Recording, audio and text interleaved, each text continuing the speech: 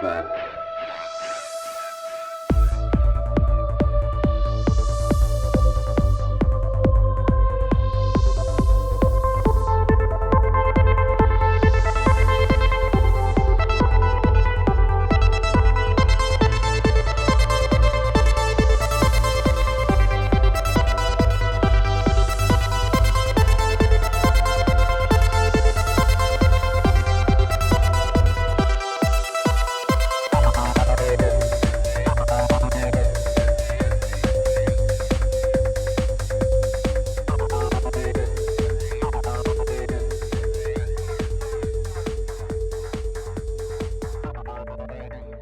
What's up? Another episode of Rip Effect Podcast. I'm your host, Ricardo Vince, also known as Ricky Verandas, and a great story for you today. I'm also going to help you out with your quarantine because I'm going to give you some stuff to watch during these quarantine times, something to read possibly. We're talking today about this film called Dark Waters, which has a great cast: Mark Ruffalo, Anne Hathaway, Tim Robbins. It's based on a true story. You can rent it on Amazon and plenty other places. It's also inspired by a book called The Lawyer Who Became DuPont's Worst Nightmare. There's also a documentary, if you like documentaries, called The Devil We Know, which I believe is on Netflix, but you can definitely find online.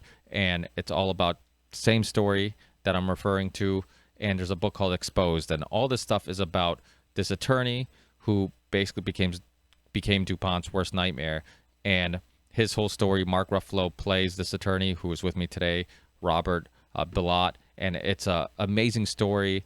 I really admire people like Robert who are willing to fight huge corporations like this and do what he does. So I'm a huge fan of what he's doing and his story. And if you guys are looking for something to watch while you're stuck at home, definitely check out Dark Waters. It's one of those films that even if it wasn't based on true events or a true story, it would still be a great film with a great cast. So definitely check it out. And the documentary is also very good if you want to check it out. The Devil We Know, and his book, if you're into reading, maybe you are. It's called Exposed, and I'll put all those links in the show description so you can check it out. But I won't tell you too much about the story because we talk about it obviously on the show, and he does a much better job of sharing his story. So hopefully you guys enjoy this, but it's a very important show in regards to chemicals that are in everything around us that could be causing some serious health effects. So this is a super important show and super important information to get out there. With that said, in the show description, I always put links to the guests' social media sites, their website, whatever it may be. And I also put links to my Patreon page if you want to support the show. But like I'm saying, these discussions are important. And I always tell you guys, if you can rate the show, review the show, share the show, that is super helpful. So please do that. Get these discussions out there as much as you can. Post it anywhere you want. It's all open source. And if you guys want to support the show or can support the show financially, please do. Everybody who has, I've gotten quite a few new Patreon supporters from the bottom of my heart. I truly, truly appreciate it because I know how uncertain the future is from day to day. If somebody's listening to this show a year from now, 2 years from now, 3 years from now, we're talking about the COVID-19 crisis and quarantine that we're all living through at the moment. And all the people who are supporting the show financially, even if it's just $1, I truly appreciate it. I know that some people aren't working. Some people don't know when they're going to go back to work. Some people don't know if the quarantine is going to get worse or better, whatever it may be. So all the uncertainty, I know, makes it hard for anybody to even donate $1. So from the bottom of my heart, I truly, truly appreciate it. Everybody who is. Also, all the people who've been contacting me during all this, just sending me articles, links, giving me just updates on what's going on in their neck of the woods. I truly, truly appreciate it. It's awesome to hear from fans from all over the world. That's the beautiful thing about the internet, and the power of the internet is that we can connect with people everywhere and anywhere. And so much information is being suppressed. So as of right now, subscribing to podcasts like this one on iTunes, Google Play, Spotify, any phone app that you use for a podcast is the best way of getting this information, because YouTube, Google, all this stuff is being suppressed. I'm constantly seeing articles that I'm sharing on my social media accounts being flagged, or people saying that they're clicking on it and they're getting this little piece of information saying that it's not factual or whatever it may be. And I'm looking at these stories. I'm like, how can this not be factual? Or how can they fact checked this this article. So it's important to be able to have these platforms where we can have these open and free discussions without any agendas being pushed, without any sponsors trying to sway things one way or another. So I think these podcasts are super important. So not just my podcast, any other podcast you're listening to, or anybody else's work that you truly appreciate. If you can, share the stuff. If you can support them financially, great. But if you can't, then at least share the stuff. I mean, people are helping out and supporting shows that they appreciate, and I think that's awesome. But like I said, and I'll keep saying it, share this stuff. Super important to share this stuff, even if it's just sending a link to your friends, families, anybody that you think might find these conversations important. Thanks again, guys. I truly appreciate your time. Hopefully everybody is well and dealing with this as best as they can. And I love all of you, and I'll see you on the next one.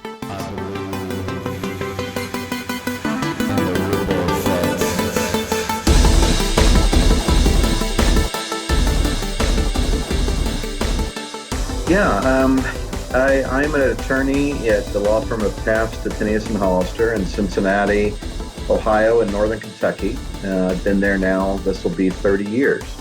I graduated law school in 1990. My dad was in the Air Force. We moved around a lot, but we spent a lot of time in Parkersburg, West Virginia, where my mom's family was from and where she grew up. Even though my dad, being in the military, we moved around from time to time. We'd spend a lot of time in Parkersburg for family holidays and events. I kind of really viewed that as my hometown. And that's kind of how I got involved in the issues involving forever chemicals, and PFAS and PFOA.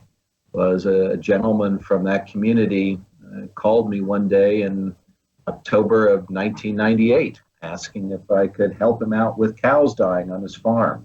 And that really kind of launched this whole investigation that has now lasted almost 22 years. Yeah, and your firm, you actually worked with chemical companies often, right? Yeah, our firm, when I joined back in 1990, we were doing a lot of work helping our clients, which at the time included a lot of large chemical companies, a lot of big companies, corporations, helping them comply with all the different federal environmental laws and regulations. And a lot of what we were doing back then was work under the Superfund statute, which was the federal laws dealing with cleaning up hazardous waste sites across the country.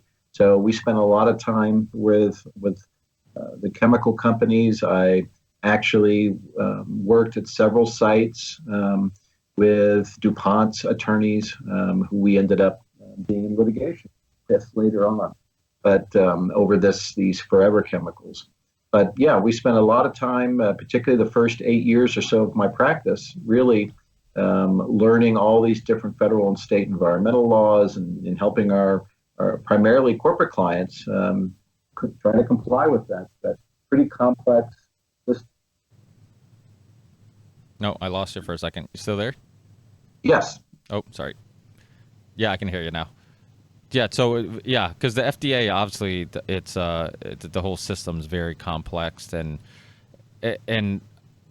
we assume that because there's a FDA, because there's government oversight that's kind of looking over this and kind of seeing what these chemical companies are doing, that everything we consume is safe and anything that's put on the market is safe. But obviously that's not the case. And when you had, it was the farmer was a friend of the family's, right? And he's the one who came to you and said that something was happening to his animals on the farm. And was he also having some type of health issues? He was. This was a gentleman who was raising cattle on property outside of Parkersburg, and one of his neighbors happened to be good friends with my grandmother. And that neighbor had been talking on the phone one day with my grandmother. And it was later that same day that this farmer, Wilbur Tennant, was complaining how he couldn't get anybody to help him with this problem he was having on his property. That the neighbor was able to pass along my name through my grandmother. So it was, it's an interesting connection there. But these are, like you say, incredibly complex laws governing the chemical industry, primarily controlled by the U.S. Environmental Protection Agency, or the EPA.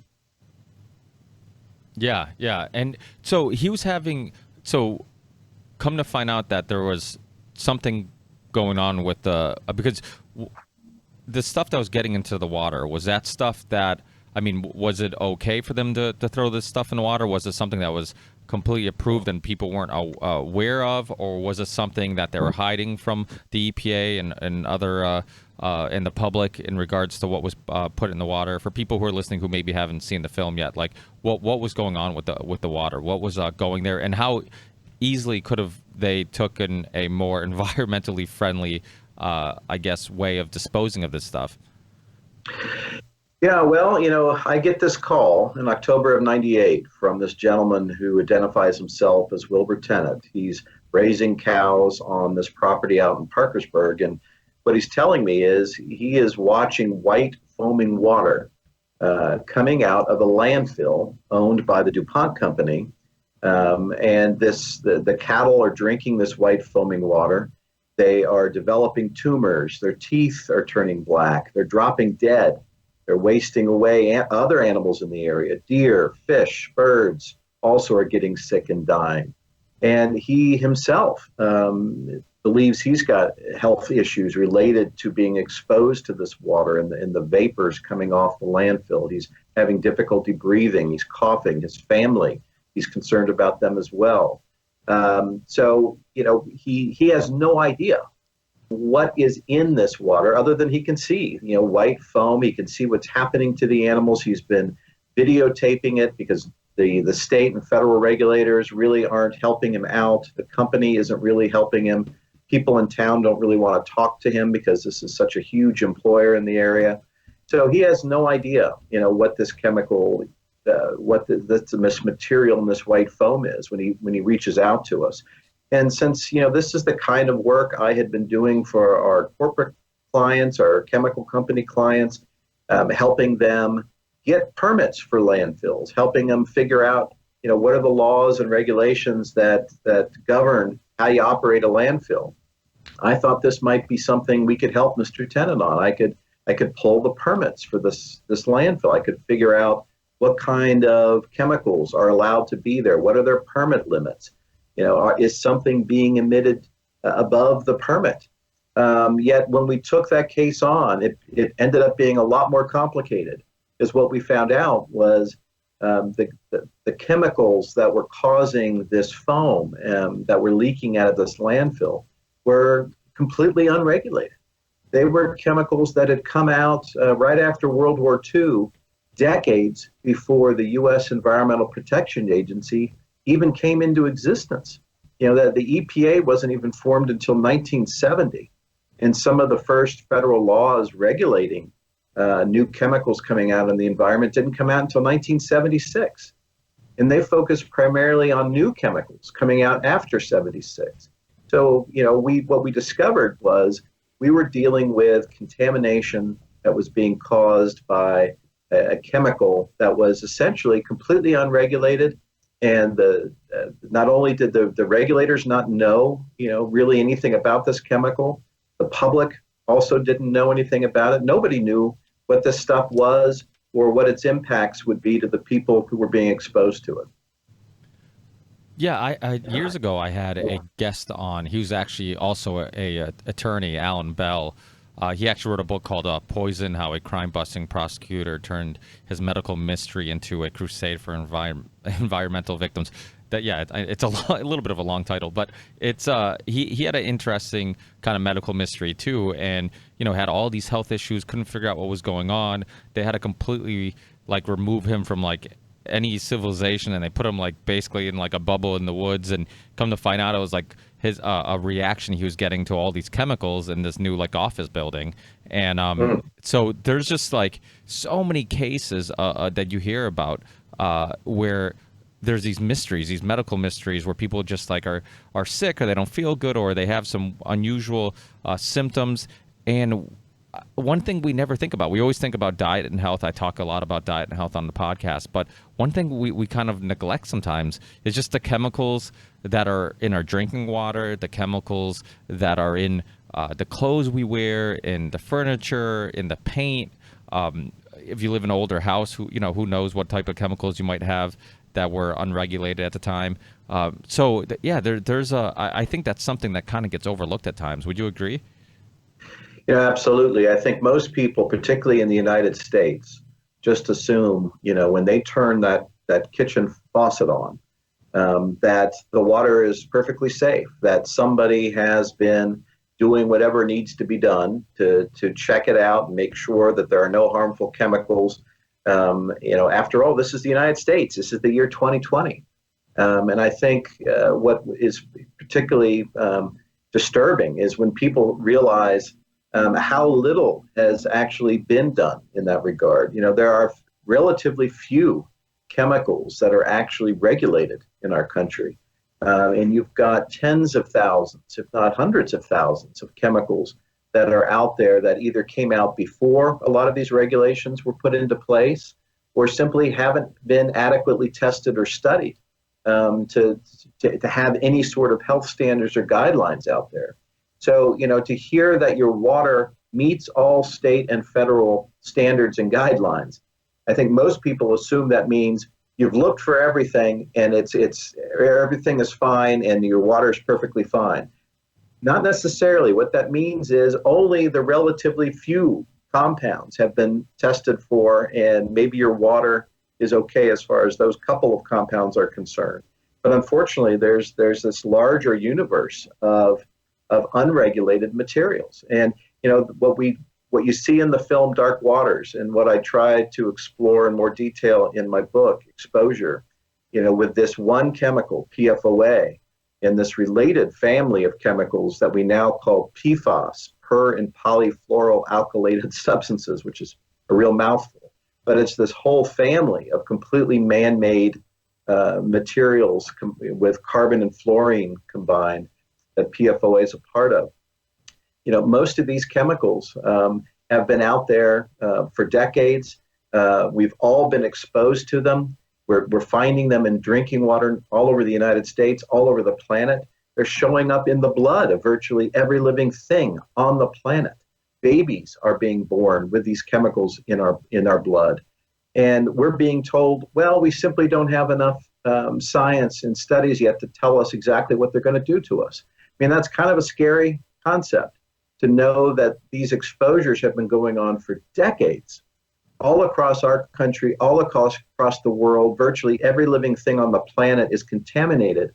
Yet we're being told by the companies that make these chemicals and have been pumping them out there for decades, well, you can't prove, the people who are exposed, you can't prove what harm they're causing you yet, so we're going to just keep on pumping them out. That's really sort of I think a mind-blowing concept when people realize what really happens with the way chemicals are regulated here in the United States.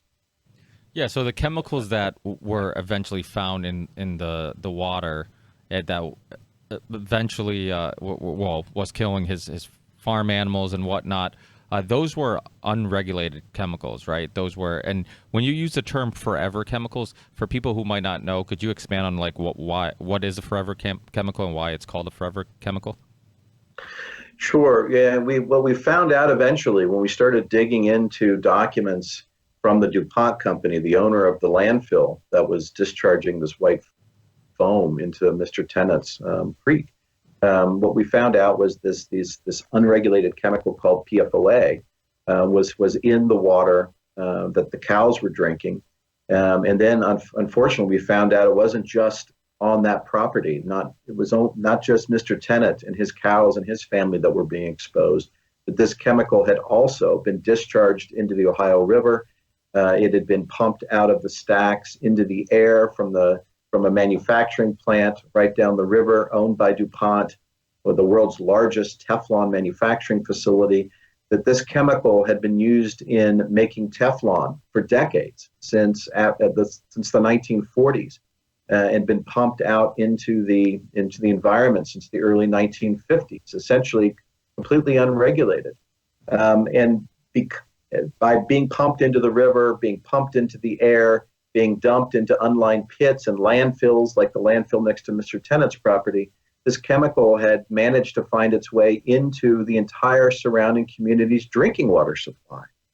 So, yeah, we realized this was an issue that went far beyond Mr. Tennant and his family. It was impacting the entire community. And then we realized it wasn't just in the drinking water of that community. This chemical had been used in a variety of different products all across the country, all across the world. Things like stain-resistant clothing and carpeting, fast food wrappers and packaging, firefighting foams, and was likely in drinking water all over the world and was being found in the blood of humans all over the planet. So this contamination had been going on for decades, virtually unnoticed by any of us. Nobody really was aware we were being exposed to these chemicals. The government agencies weren't even aware these chemicals were out there and the harms they were causing. Unfortunately, the companies were well aware. But because they were essentially unregulated, it went essentially unnoticed for decades and decades. And it wasn't until Mr. Tennant came to me in '98 and we started digging into this and started seeing these documents that we were finally able to bring this information out to the government, to the public, and people are only just now really starting to realize the scope of the contamination that's been occurring for some 60 years now. Yeah, so a lot of these chemicals that are considered forever chemicals, they're basically in your system forever, right? Yeah, that's the disturbing thing. Well, these particular class of chemicals, these PFAS chemicals, which PFOA is one of, this Teflon chemical, they have this very unique carbon-fluorine bond where carbons attached to fluorine that make them extremely difficult to break apart. So once these chemicals are emitted out into the environment, they don't break down under natural conditions. They don't degrade. So that's why you hear them referred to as forever chemicals, because once they're out there in the environment, in our water, in our soil, in living wildlife, they're there virtually forever until they're physically removed. And not only do they get out and stay in the environment virtually forever, millions of years, they get into living things and stay in the blood and circulate throughout our bodies and build up to higher and higher levels over time. So they're persistent, they're bioaccumulative, and what we also now know is they're toxic. They can cause cancer, particularly PFOA. So that's the particularly disturbing aspect of these chemicals is their ability to get out in the environment, stay there virtually forever. In fact, we even had a DuPont scientist at one point characterize these chemicals as essentially going to last millions of years, to the extent that they could be here after humans are off the planet. Wow. So how much, because you see it over and over again. I know with like pharmaceutical companies, there's no specific law that requires them to share any studies that show that their drug that they're working on or developing is harmful. They don't have to show all their studies. In regards to this stuff, was there studies that were happening that they knew this stuff was harmful, and was it being suppressed to the public? Unfortunately, yes. What we found when I started digging through all the internal documents from DuPont, and we had to go to court and get court orders to force these documents to be turned over. When I started digging through all these documents, what we saw were studies going back decades, back into the 1950s and 60s. And they started with laboratory animal studies, rats, dogs, guinea pigs, rabbits, monkeys. And they found all kinds of toxic effects by the 1960s. And they even did cancer studies and, in fact, had confirmed that PFOA could cause cancer in rats by the 1980s. And they also were studying their workers who were exposed to these chemicals. And we're tracking increased cancer rates and liver problems and other issues among the workers and birth defects. And there were all kinds of internal studies like this. And unfortunately, this information was not shared with the government agencies or with the public. A lot of it was actively suppressed. And under our EPA's rules, I mentioned some of the first federal laws came out in the 70s dealing with new chemicals coming out in the environment. As far as chemicals like this that were already out there, had been out there since the 50s, the companies were told they had an obligation to tell the US EPA if the companies acquired information suggesting there was a substantial risk to human health or the environment from the chemical. And despite everything we were seeing in these internal studies, decades of studies showing all kinds of harmful effects, the company was repeatedly making the decision that they did not believe it presented substantial enough risk to report it to the EPA. So this went on for decades. And eventually, when we finally started sending these studies to the EPA, when I found them and viewed them as frankly representing a massive public health threat and started sending them to the EPA ended up suing DuPont in 2004 for having withheld information about this chemical and saying, if this information had been given to us decades ago, we might have been able to start regulating this chemical many, many years ago. So it was unfortunately actively withheld. Yeah, and in the film, I think I don't know if it was in the film or during an interview. I know Mark, who played you, he talked about the system is rigged, and you see things like with Monsanto, they had the Monsanto Protection Act that was signed by Obama that basically protected them from a whole bunch of liability issues. Do you see some of that happening where there's a relationship between the EPA, government, and these big chemical companies where they could be doing more, and in many cases they actually help them in covering up some of this stuff? Well, that's one of the aspects I really wanted to dig into and explore and explain in more detail. So I in my book, Exposure, I really tried to explain what was going on there. There was a very close relationship between EPA and DuPont, and really tried to explain, the different dynamics there. You had the company essentially helping draft and dictate public statements to be made about this chemical by the EPA. DuPont helping dictate what would be said to the public about the chemical. Unfortunately, a fairly close relationship.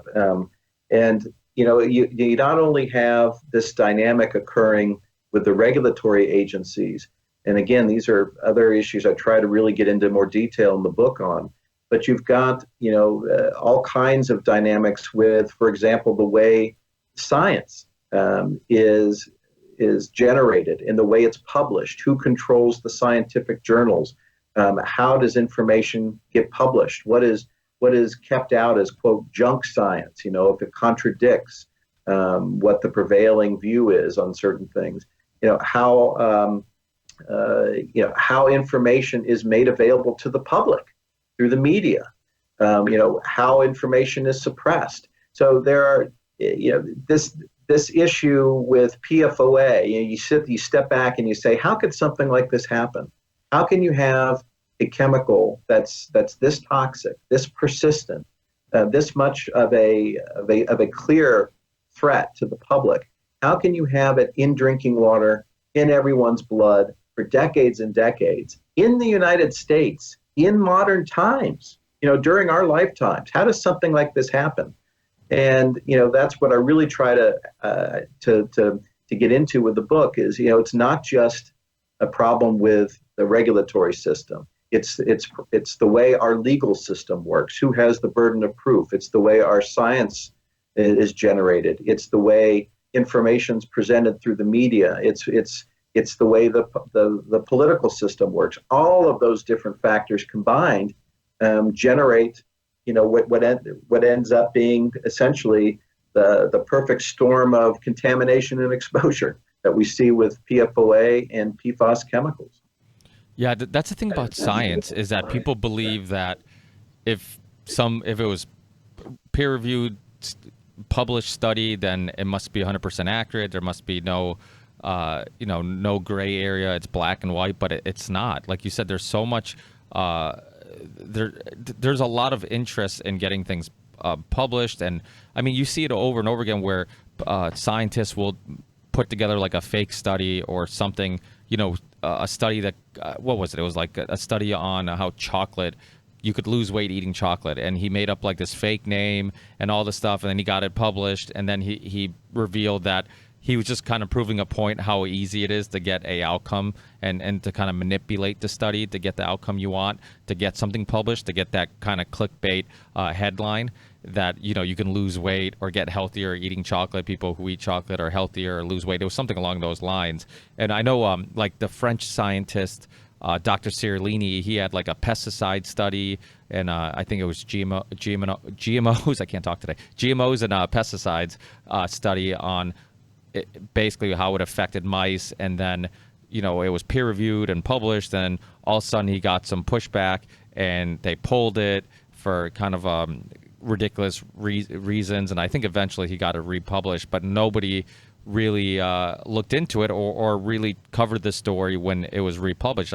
They only covered it when they said that it wasn't, because it was one of the more popular studies in regards to the health issues that pesticides could lead to. And then when it was pulled from the study was pulled, it got headlines. And then when it was republished, I think he ended up fighting it and proving that why they pulled it wasn't really justified. So like stuff like that happens all the time, and people just aren't aware of it. But another thing that was really interesting about your story was how the company was, because this is another thing that people might not be aware of, is how often these chemical companies have like spin-off companies.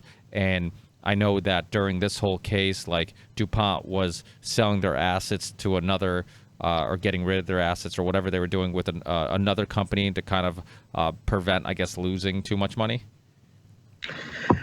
Yeah, what you see is by the time we finally start getting trials, public trials, where DuPont is going to be actually taken to trial in front of a jury, and all of the evidence, all of these internal studies about what the company knew or how long they knew it, and the devastating impact that this chemical had on communities, particularly along the Ohio River Valley outside their plant. When all of that was finally starting to happen, and when this information was finally starting to sort of come home on DuPont, DuPont started implementing a plan to essentially get rid of that entire business line. DuPont had invented Teflon. And so it was about the time these cases started going to trial, DuPont essentially spun off the entire Teflon business into a completely separate new company called Chemours. And then immediately announced it was going to merge with Dow Chemical, forming a new company, Dow DuPont, which would then break into three new companies. Just this sort of corporate shell game, so that when the jury verdicts finally came out, holding the company responsible for having caused cancer to folks in the area along the Ohio River who drank this chemical for years. What you heard in the press was, oh, that wasn't us, that wasn't DuPont, that was some other company. So it's rather remarkable. And unfortunately, this is something we've seen happen with other companies as well.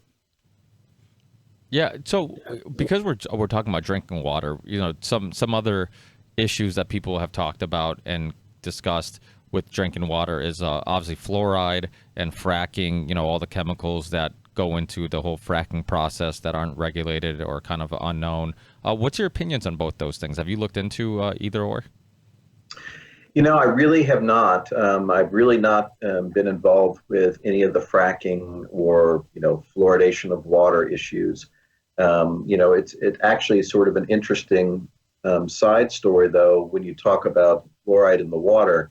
That's actually how we first found out that this chemical PFOA and the PFAS chemicals were getting into human blood. It was back in the 70s, when communities were starting to put fluoride in the water. There were some researchers who wanted to see whether or not that type of fluoride, which is inorganic fluoride, whether any of that was getting into the blood of people whose water was being fluoridated. So they went out and actually collected blood samples from blood banks across the United States. This is back in like 1975, 1976. And sure enough, they found some of that type of fluoride, but what they also found was organic fluoride in the blood.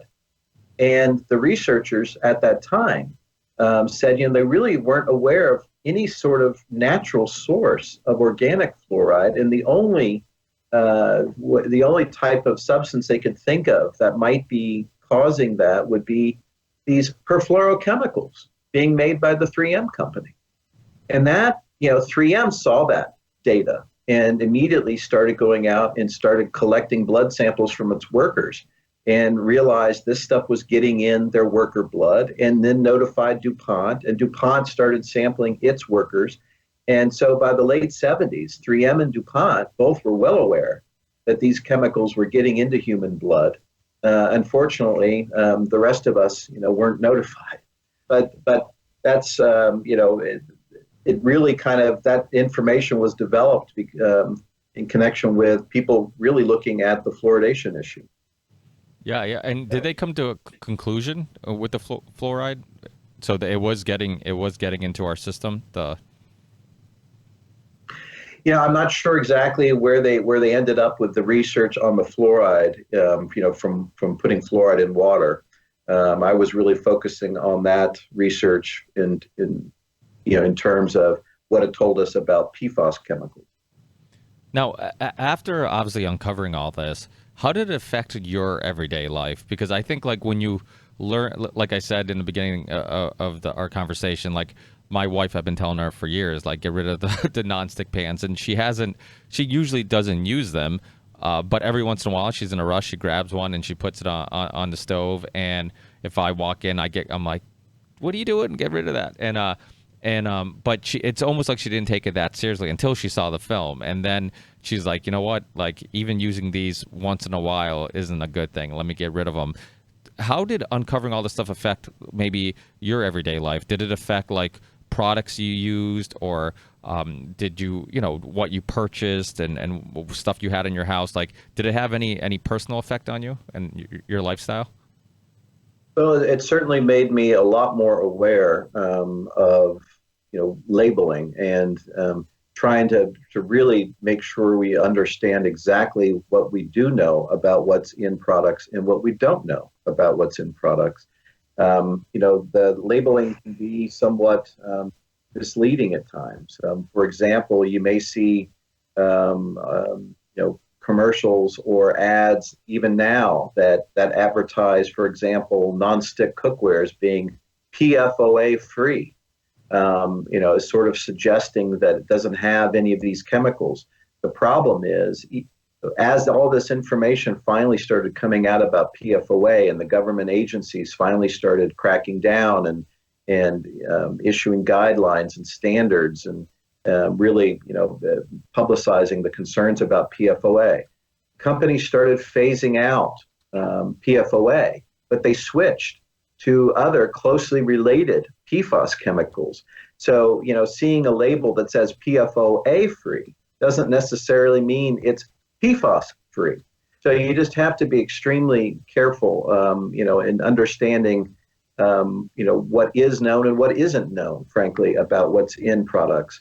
And it's not just cookware. As I indicated before, these chemicals, the PFAS family, have been used in a dizzying array of different consumer products over the years.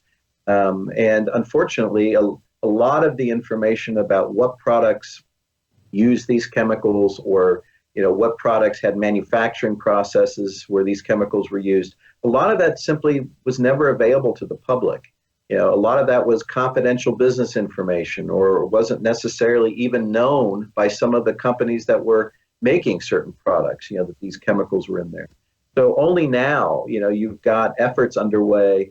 There are a lot of community groups, environmental groups, consumer safety groups out there that are really trying to help bring awareness to where were these products or chemicals used in the past, what companies are switching away from them. So if you want to make a choice or at least try to avoid exposure, can you by switching away to certain products over others?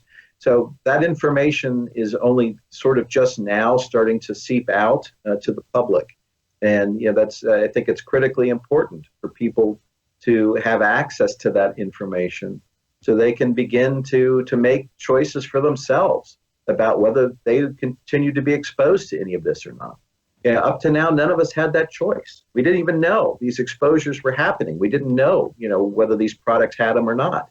So hopefully, people can start getting this information to at least be in a position to make that choice for themselves. So how many chemicals that you looked into are still being used worldwide, or have some of them been removed? Like you said, on some pans and stuff like that, you see that they're marketing that it's not in the pan material or whatnot. But I mean, is this stuff still widely used? Is it still something that worldwide is common? Well, the specific chemical that is featured in the movie Dark Waters and in the documentary The Devil We Know, in the book Exposure, that chemical PFOA, that's the one that there's been probably the most study and the most information made available to the public on it. And as that information has finally come out, it's taken several decades to get that information out to the regulators and the scientific community and the public. That chemical is slowly being phased out. There was a voluntary phase out in the United States. In other parts of the world, it's being affirmatively banned or restricted. A related chemical used in firefighting foam and Scotchgard called PFOS. Also, there are efforts underway to start banning and restricting that. But unfortunately, PFOA and PFOS are just two of the chemicals in this bigger PFAS family I mentioned. There are hundreds, if not thousands, of chemicals in the PFAS family. And that family of chemicals continues to be widely used across the world. And as some of these chemicals start to get phased out, like PFOA and PFOS, unfortunately, folks are switching to replacement chemicals from within the same family.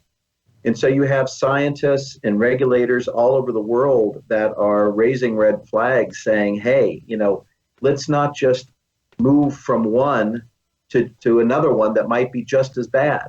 Let's look at this entire family of chemicals. Let's look at the entire PFAS family and try to set appropriate guidelines and standards for the whole class of chemicals, so that we don't just do this, but it's kind of become a whack-a-mole game where we look at one chemical, we take 20 years, to finally get to the point of starting to take action on one chemical. The companies simply tweak it a bit. For example, PFOA has 8 carbons attached to fluorine, which they call a C8. They've replaced it with something that's simply a C6, 2 fewer carbons, but it's still in the PFAS family. So, the concern is we don't want to simply move from one, tweak it a little bit, call it something new, and end up with a similar problem 20 years down the road from now. So that's really what the scientists and regulators are focusing on worldwide, is how do we address this entire family of chemicals in a coherent, sensible, scientific, comprehensive way. Yeah, so what you're saying is that basically when a new chemical comes out, or they're using a new chemical, they don't have to prove for it to be safe before using? It depends on where you are. Excuse me. In the United States, the laws have been beefed up. Actually, the federal law governing new chemicals coming out into the market was beefed up in 2016, and actually the PFOA story was used as sort of one of the poster child examples of why that needed to be beefed up. So the laws were beefed up a bit, but generally speaking, I'm kind of oversimplifying here, but in the U.S. you still have the system where a chemical comes out onto the market, and the people who are exposed they're the ones who have the burden to come forward under our legal system and prove that it's actually causing them some sort of harm. The companies, have some minimal burden to demonstrate, the safety of the chemical up front. But then it's up to the people who are exposed to really have the burden to prove it's causing them harm before there really much can be done about it. In Europe, there's a slightly different system where again, I'm oversimplifying, but it follows more of what they call the precautionary principle, where you take action to stop harm as soon as there's any indication that it might be happening. You don't wait until there's absolute 100% unequivocal proof that it's making people sick or killing people before you do something. If you see indications that it's likely to cause a problem, you take action before the harm occurs. So there are a lot of efforts underway to try to require more information to be provided up front, but it's just a very difficult process here in the United States. Yeah, that the European model makes much more sense. Like that, if there's any, personally, I'd like to have the burden on the chemical companies who, there's only a handful of chemical companies that kind of control everything. So it's not like they can't afford to do the research and have them prove that it's safe prior to, being able to use it. But even if the second best thing is probably the European model, where it's like if there's any questions about the chemical, any indication that it could be harmful to somebody, then pump the brakes and let's do some research and find out if it's actually having some negative effects on people. I think that makes much more sense. Yeah, and I think unfortunately, though, I think if you ask folks that are working within the European model, they may say, well, that's the goal and the objective of the way their system's supposed to work. Unfortunately, I think it doesn't always necessarily work that way over there either. But that's sort of the competing philosophies. Both systems are really trying to require information to be brought out up front before these new chemicals come out onto the market. And in that regard, the U.S. system, again, has been beefed up, for new chemicals. The concern is, again, the focus has been primarily upon new chemicals. And you've got these thousands and thousands of chemicals that are already out there that are sort of grandfathered in, if you will, that, we just happened to find out about PFOA by stumbling on it through this problem with cows in West Virginia. And it really begs the question of what else is also out there that we are still completely unaware of, that may be well known, within somebody's files, but that the rest of us simply don't know about because it's an older chemical that never went through these kinds of reviews. Yeah, that's why we need attorneys like you. I know America's Lawyer. It's a show on RT with Mike Papitonio. I think he's in a documentary, too, that you referred to, The Devil We Know. People like him, Robert Kennedy Jr. All these people are they're so needed and necessary because, like you said, it's just constantly new chemicals coming about, and you just feel like once you prove that one is unsafe and you can kind of do something about that, they've already, it's like the criminal is always ahead of the curve of the police officer, right? They're always finding new ways of kind of bypassing the system. And yeah, so it really is scary because it does make you just rethink everything you have in your house, so everything you wear, everything you buy, and like what you mentioned, it's so important to the labeling, because they are so good at tricking people with labels. With foods, with products, just the word natural is on everything. That's like, what the hell does that mean? It's natural. Like, what's natural about it? Is it organic? Is it not organic? Is there, it's like they understand that most people don't go and read the details. They don't read the fine prints. They're just going to pick it up and whatnot. So it is something that we have to constantly just keep informing ourselves and keeping up with this. But it is scary because they have a lot of influence, and they're huge corporations with a lot of influence. And so, to see yourself kind of battle them and not afraid to battle them is always a good thing. And your firm initially, did they have any doubts about you getting involved in this? Were they supportive? I mean, obviously I know the answer to this because I've looked into your story, but people listening who might be curious, like how was your firm? Were they supportive in all this? Yeah, that's definitely, I think part of the reason all of this information came out is because I was at the firm I was at. I think, you see that in the movie, you see that in the book as well, that this was a decision that I don't know how many other firms would have made, to take on this case, and not only take on the case, but through its several different iterations, starting off as a case for an individual family that then morphed into a large class action for tens of thousands of people, and then became a case involving thousands of injury claims, and something that now spans contamination across the entire country. So, I think I was fortunate to be where I'm at. And, you raise a good point. As a lawyer, obviously I'm talking about the case against DuPont, and also with 3M, not any other companies here, but it's incredibly important to have been at the firm I was at that particular point in time. A lot of this happened during a massive economic meltdown during the 2009-10 timeframe, while we're waiting for the science to develop. And it was important to have that support, and you see that I think in the film, and I try to address that in the book as well. You mentioned you mentioned some of my co-counsel, Mike Papantonio, who has the show on RT. You mentioned he was one of our lead trial lawyers in the trials. We're able to get the verdicts against DuPont, and Bobby Kennedy Jr. was also on our trial team. So. I have to thank all of those folks, not only the lawyers, but the folks in these communities who were able to stand up and take it on and take these cases to trial and get this information out, so that the rest of us all know now what we're being exposed to.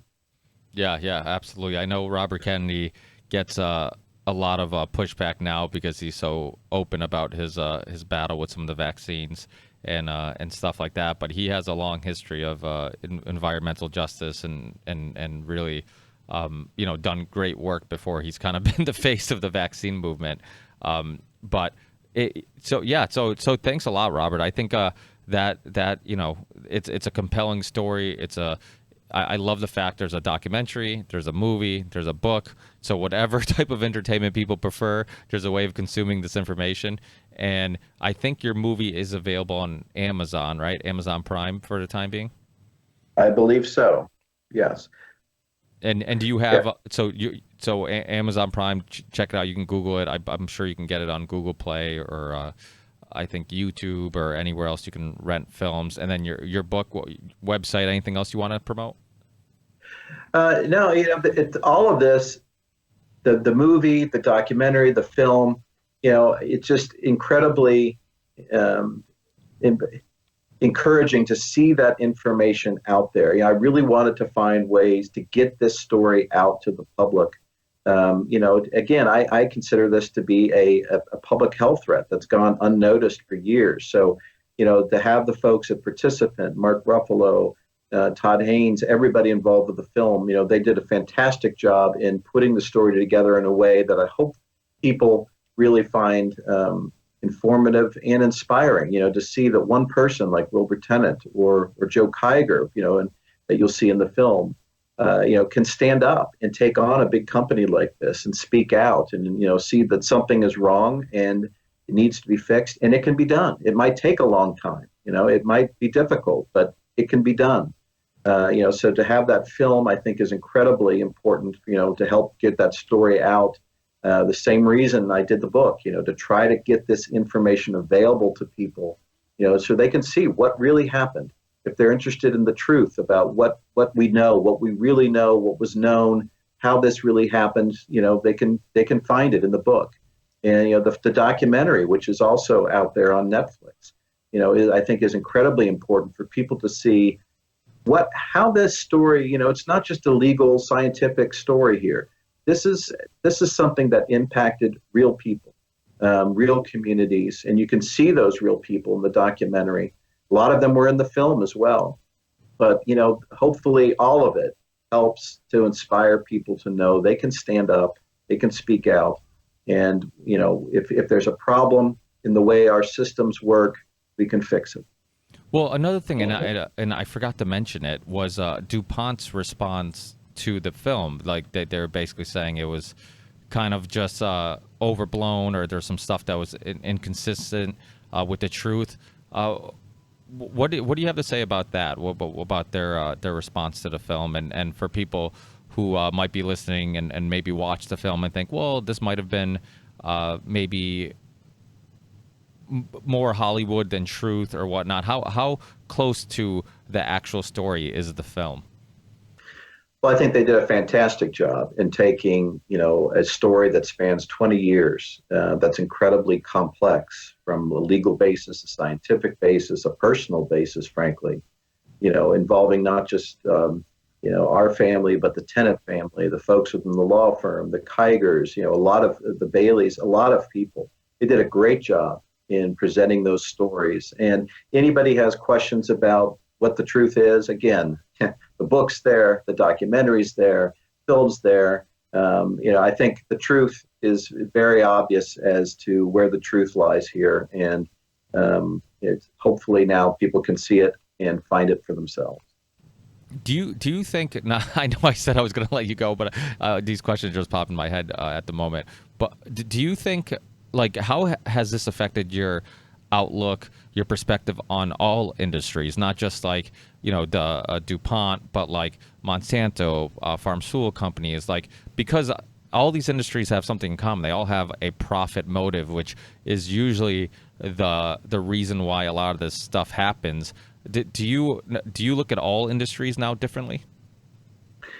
One of the reasons our firm even agreed to take this case on is because this particular case was just way off the charts in bad behavior, frankly. This was really extreme behavior. The kind of thing, frankly, I had not seen when working with any of the corporate clients I'd worked with before. My partners hadn't seen this kind of thing.